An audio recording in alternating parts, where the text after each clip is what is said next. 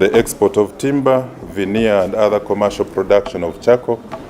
We want to inform the public that the police is going to jointly enforce the presidential ban on the export of timber, veneer and the commercial production of charcoal in the country.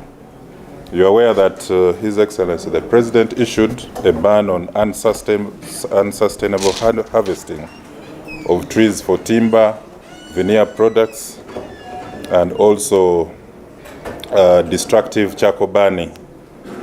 And as a result, all our territorial commanders have with immediate effect been tasked to combat the illegal export of timber, destructive charcoal production, dealing and transportation in close coordination with support teams from the National Forestry Authority, Customs, Ministry of Trade, local governments, the Financial Intelligence Authority, Interpol, and other sister security agencies.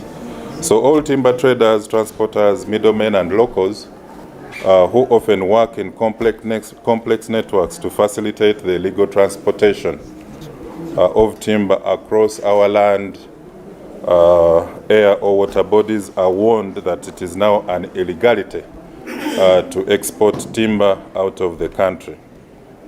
So we therefore have a zero tolerance towards anyone who defies this executive order by engaging in the illegal export of timber.